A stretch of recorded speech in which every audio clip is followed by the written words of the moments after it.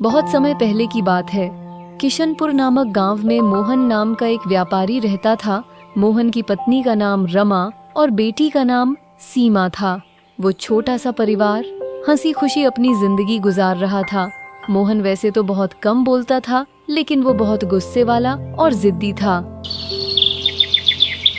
सीमा के ऊपर तुम ज्यादा खर्च मत किया करो, वैसे ही एक दिन इसको किसी दूसरे के घर जाना है। लेकिन रमा इस बात की परवाह नहीं करती थी और हमेशा कहती, सीमा हमारी इकलौती बेटी है और मेरे जिगर का टुकड़ा है।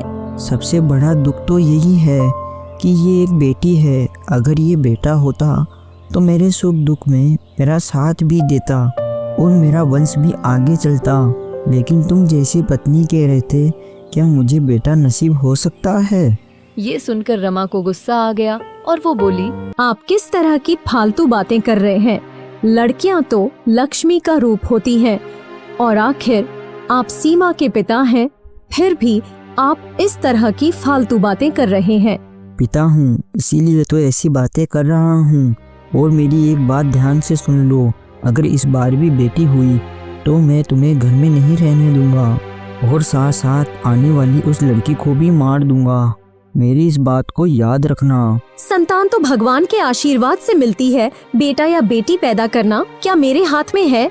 रमा की ये बात सुन मोहन को गुस्सा आ गया और वो बोला, मैं इस बात को नहीं जानता, लेकिन अगर तुमने फिर से लड़की को जन्म दिया तो मैं तुम दोनों को नहीं छोड़ूंगा। ये कहकर मोहन गुस्से में बाहर चला गया।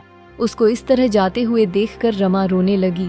रमा की बेटी सीमा अब भी बहुत छोटी थी, लेकिन बहुत समझदार थी। उसने अपनी माँ को चुप कराया। इस तरह काफी दिन बीत गए।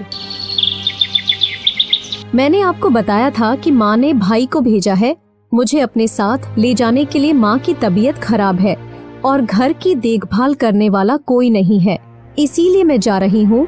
और वैसे भी मेरा 9वां महीना शुरू हो गया है। मेरी बात याद रखना, इस बार तुम्हें लड़का होना चाहिए। अगर लड़की हुई तो वापस लौटकर मत आना। रमा ने सीमा को साथ लिया और अपने भाई के साथ चली गई। हे भगवान, इस बार मेरे घर में लड़का दे दो, मुझ पर कृपा करो प्रभु। उधर रमा का भाई उसे और सीमा को लेकर बैलगाड़ी में बैठकर अपने गांव की ओर चल दिया। काफी देर चलने के बाद वो आराम करने के लिए एक बड़े से पेड़ के नीचे बैठ गए तो रमा के भाई सुरेश ने रमा को उदास देखा और बोला, क्या हुआ रमा, क्या बात है? जब से तुम मेरे साथ आई हो मैं देख रहा हूँ कि तुम बहुत उदास हो। बताओ क्या बात है? नहीं भैया, ऐसी कोई बात नहीं है, मैं तो बहुत खुश हूँ। जब रमा ने ये बात कही तो उसकी बेटी सीमा बोली, नहीं मामा जी, माँ झूठ बोल रही है। पिताजी माँ को बहुत डांटते हैं और उस दिन तो हद ही कर दी। अरे सीमा बेटा चुप हो जाओ, तुम्हें कितनी बार बोला है कि बड़ों के बीच में नहीं बोलना चाहिए, क्या तुम्हें समझ में नहीं आता? जब रमा सीमा को डांट रही थी तो उसके भाई ने कहा, बहन तुम बच्ची को क्यों डांट रही हो? उसने जो कुछ भी देखा वो तो वही बता रही है। और वैसे भी बच्चों का मन साफ होता है और वो भगवान का रूप होते हैं, वो कभी झूठ नहीं बोलते। बहन जो भी बात है मुझे बताओ। रमा ने उसको बहुत टालने की कोशिश की। अरे भैया, ये तो ऐसे ही बोल रही हैं, आप इसकी बात पर ज्यादा ध्यान मत दो। तुम मेरी छोटी बहन हो, तुम्हें मैंने अपनी गोद में खिलाया है।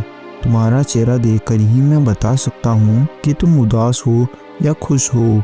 तुम डरो मत, मैं ये बात माँ को नहीं बताऊंगा। जो भी बात है तुम मुझे बताओ। भाई की बात सुनकर रमा ने कहा, भैया तुम इस बार भगवान से प्रार्थना करो कि इस बार मेरे घर में बेटा पैदा हो, नहीं तो अनर्थ हो जाएगा। भाई ने अपनी बहन की बात सुनकर आश्चर्य से पूछा, अनर्थ हो जाएगा? मतलब मैं समझा नहीं तुम्हारी बात। और वैसे भी लड़का या लड़की होना मनुष्य के हाथ में नहीं है, ये सब कुछ भगवान के हाथ में है। भैया मैं ये सब जानती हूँ, लेकिन ये बात तुम्हारे जीजा जी को कौन समझाए? अगर लड़का नहीं हुआ तो वो मुझे घर से निकाल देंगे। उसके बाद रमा ने अपने भाई को सारी बात बता दी। रमा की बात सुनकर उसका भाई भी सोच में पड़ गया। फिर वो चारों शाम होने तक अपने घर चले गए।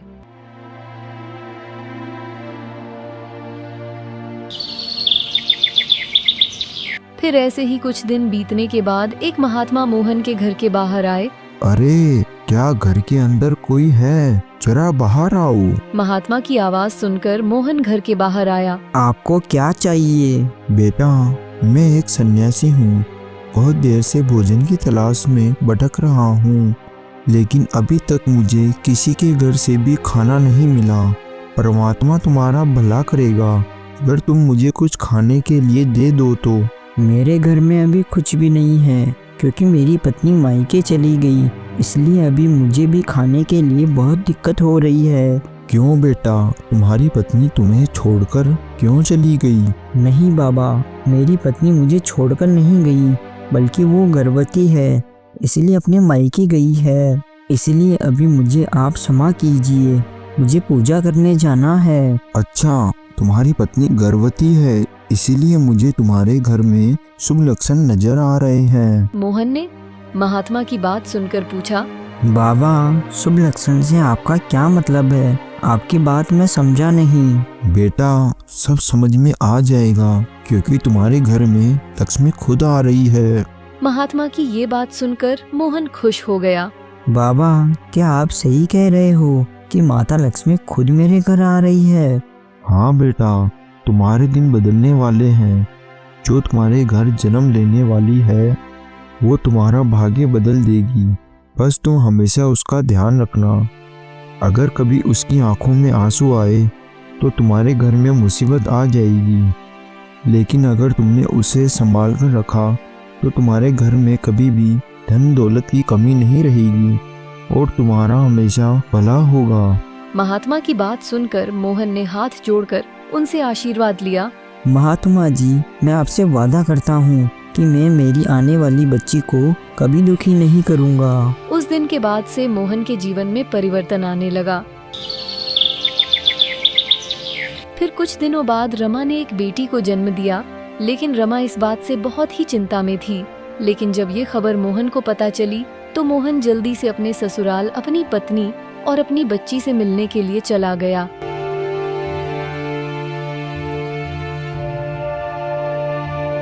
वहां पहुंचकर उसने अपनी बेटी को उठाकर उसे प्यार करने लगा और बोला, आज से मेरी छोटी बेटी का नाम लक्ष्मी है। ये सब देखकर रमा और उसके परिवार वाले बहुत खुश हुए।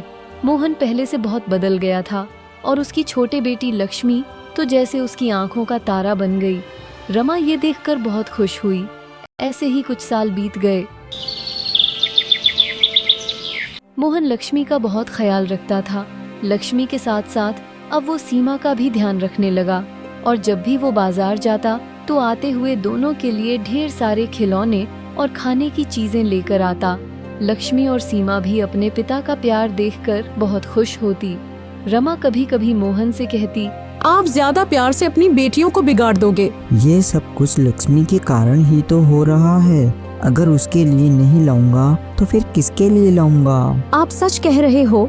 हमारी बेटियों ने तो हमारा भाग्य ही बदल कर रख दिया है, जैसे साक्षात महालक्ष्मी हमारे घर आ गई हो। हाँ, मैं अपनी बेटी लक्ष्मी को कभी भी अपने से अलग नहीं करूँगा। ऐसे ही कुछ समय और बीत गया। अब दोनों लड़कियां बड़ी हो गई थीं। मोहन ने अच्छा सा लड़का देखकर सीमा की शादी कर दी। सीमा खुशी खुशी अपने ससुराल चली गई, लेकिन मोहन लक्ष्मी की शादी के लिए तैयार नहीं हुआ। एक दिन रमा ने गुस्से में मोहन से कहा, कभी अपने व्यापार को छोड़कर छोटी बेटी की शादी के लिए भी सोचिए। वो दिनों दिन बड़ी हो रही है, उसकी उम्र बढ़ती जा रही है। हाँ, तुम ठीक कह रही हो। एक दिन मंदिर में इसके नाम की पूजा करवा दूंगा, फिर सब ठीक हो जाएगा। ये सुन रमा ने गुस्से में कहा, आप किस तरह की बातें कर रहे हो? मैं आपको क्या बोल रही हूँ और आप कुछ और ही कह रहे हो। मैं बेटी लक्ष्मी की शादी की बात कर रही हूँ। उसकी उम्र बढ़ रही है, आप उसके लिए कोई लड़का क्यों नहीं देखते? मैं लक्ष्मी की शादी हरगिज नहीं कराऊंगा। ये बात तुम ध्यान से सुन लो। ये आप क्या कह रहे हो? लक्ष्मी की शादी नहीं करोगे? लेकिन किस लिए? उसने ऐसा कौन सा गुनाह कर दिया? क्योंकि वो मेरा भाग्य है और उसके आने से मेरा भाग्य बदल गया है, और तुम भी इस बात को जानती हो कि उसके कारण ही मेरा भाग्य बदला है। इसलिए मैं लक्ष्मी की शादी कभी नहीं होने दूंगा। ये कहकर मोहन घर से बाहर निकल गया। अभी वो थोड़ी दूर ही गया था कि उसे अपनी पत्नी का भाई रास्ते में मिल गया। अरे जीजा जी, इस दोपहर में जल्दी जल्दी कहाँ जा रहे हो? मैं पूजा के लिए सामान लेने जा रहा हूँ। कल घर में लक्ष्मी पूजा है और अच्छा हुआ तुम भी इस मौके पर यहाँ आ गए। अब चलो घर चलो। हाँ जीजा जी, घर ही जा रहा हूँ। लेकिन आप एक बात बताओ, अब तो माता लक्ष्मी ने आपको सब कुछ दे दिया है। लक्ष्मी माता ने आपका पूरा भाग्य ही बदल कर रख दिया है। अब घर की लक्ष्मी के लिए भी कोई अच्छा सा वर ढूंढ लीजिए। लक्ष्मी की अब शादी की उम्र हो गई है। मोहन उसकी ये बात सुनकर गुस्से में बोला। तुम भी अपनी बहन की तरह ही बात कर रहे हो। लक्ष्मी की शादी के लिए मुझसे बहस कर रहे हो। मुझे उसकी शादी करवानी है या नहीं करवानी है, ये मेरी मर्जी है। तुम इसमें बोलने वाले होते कौन हो? जीजा जी, साधु बाबा ने तो लक्ष्मी को संभाल कर रखने के लिए कहा था, उसे बांध कर रखने के लिए नहीं। इसलिए अब उसकी शादी कर दो। सुरेश के मुंह से ये बात सुनकर मोहन थोड़ा चौंक गया और बोला, ये बात तुम कैसे जानते हो? उस समय साधु बाबा और मेरे अलावा घर में कोई नहीं था। मोहन की बात सुनकर उसका साला हंसने लगा और बोला, जीजा जी, आप उस दिन दाढ़ी मूंछ के पीछे छुपे इंसान को नहीं पहचान पाए। ये कहकर वे और भी जोर जोर से हंसने लगा। तो इसका मतलब उस साधु के वेश में तुम ही थे? तुमने मुझे बेवकूफ बनाया। हाँ जीजा जी, उस दिन मैं ही था और उस दिन लक्ष्मी के बारे में मैंने ही आपको बताया था। लेकिन मैं उस समय क्या करता, मुझसे अपनी बहन का उदास चेहरा नहीं देखा गया। तुम्हें ये बात कैसे पता चली? मुझे मेरी बहन ने सारी बात रोते रोते बताई थी। और जो पिता अपनी ही बच्ची को मारना चाहे, उसके साथ थोड़ा धोखा तो भगवान भी माफ कर देते हैं। इसीलिए मुझे ये सब करना पड़ा। मोहन को ये सुनकर गुस्सा आ गया। तुमने मेरे साथ ये खेल खेलकर अच्छा नहीं किया। जीजा जी, ये खेल खेलने के लिए आपने ही मुझे मजबूर किया। अगर लड़का पैदा होता तो कोई मुश्किल नहीं थी। इसका मतलब लक्ष्मी मेरे लिए भाग्य का रूप है, ये सब गलत था। जी हाँ, ये सब झूठ था। लेकिन एक बात तो सत्य है कि लक्ष्मी के आने से आपका भाग्य पूरी तरह से बदल गया। मोहन को अब बहुत गुस्सा आ रहा था। अब तुम चुप हो जाओ। मैं तुम्हारे जैसे धोखेबाज और फरेबी से बात नहीं करना चाहता और आज के बाद तुम्हें मेरे घर आने की कोई जरूरत नहीं है। ये कहकर मोहन घर वापस आ गया। घर वापस आते ही मोहन ने लक्ष्मी और रमा पर चिल्लाना शुरू कर दिया और उनको बहुत खरी खोटी सुनाई। ये सब सुनकर लक्ष्मी बहुत दुखी हुई और वो रोने लगी और बोली, पिताजी, आपको क्या हुआ है? आपने कभी मेरी आंखों में आंसू की एक बूंद नहीं आने दी और आज आप इतना बुरा भला कह रहे हो। हाँ, सुन रहा हूँ। तुम मेरे लिए सिर्फ एक झूठी मूरत हो। तुम्हें सहन कर रहा हूँ। मेरी जिंदगी की यही सबसे बड़ी भूल है। अब मैं जल्दी से तेरी शादी करके तुझे भी यहाँ से दफा कर दूंगा। इस तरह कुछ दिनों के अंदर ही मोहन ने लक्ष्मी की शादी करवा दी।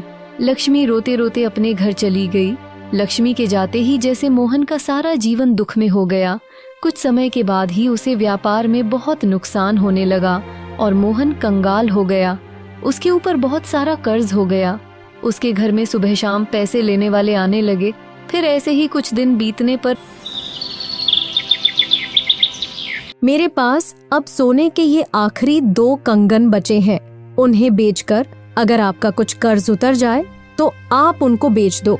लेकिन वो तो तुम्हारे पिताजी के दिए हुए कंगन हैं, वो मैं कैसे ले सकता हूँ? तो क्या हुआ, पिताजी ने दिए हैं। आपकी इज्जत के सामने तो ये कुछ भी नहीं है। ये तो मेरा फर्ज है और आज आपकी दोनों बेटियों की चिट्ठी आई है। उन्होंने कहा है कि आपका कर्ज उतारने के लिए दोनों अपने गहने बेच देंगी।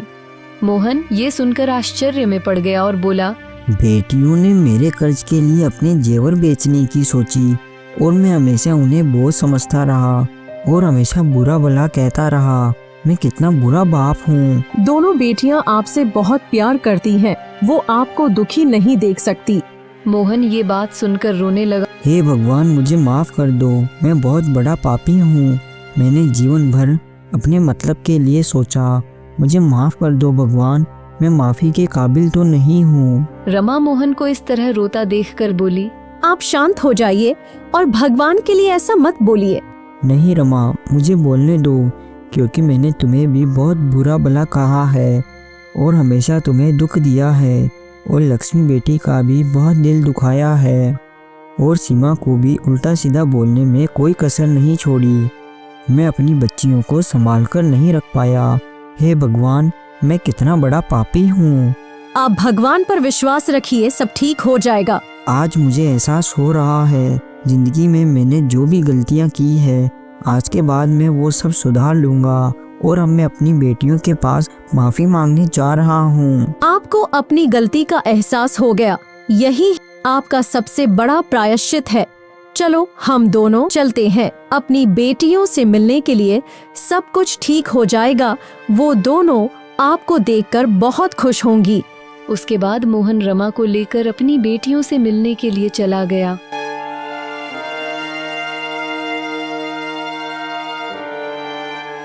दोनों बेटियां अपने पिता को देखकर बहुत खुश हुईं। जब मोहन उनसे माफी मांगने लगा तो वो दोनों भी रोने लगी। पिताजी, आपकी कोई गलती नहीं है, आप माफी क्यों मांग रहे हैं? मेरी प्यारी बेटियों, मुझसे बहुत बड़ा गुनाह हुआ है, इसलिए पहले तुम मुझे माफ कर दो। फिर मोहन ने अपनी दोनों बेटियों को बहुत प्यार किया। कुछ देर बाद वो दोनों पति पत्नी वापस अपने घर चले गए। इसी तरह कुछ समय बीतने के बाद मोहन की खुशियां फिर से वापस आ गईं और उसका भाग्य फिर से बदल गया। तो दोस्तों, भाग्य भी उसी मनुष्य का बदलता है जो बेटा बेटी में भेदभाव नहीं करता। इसीलिए हमें कभी भी बच्चों में भेदभाव नहीं करना चाहिए, क्योंकि बच्चे तो भगवान का रूप होते हैं और जो इंसान भगवान के साथ भेदभाव करता है उसका भाग्य कभी भी उसका साथ नहीं देता। दोस्तों, अगर आपको ये कहानी अच्छी लगी हो तो लाइक और कमेंट जरूर करें, शेयर करें और चैनल को सब्सक्राइब करें।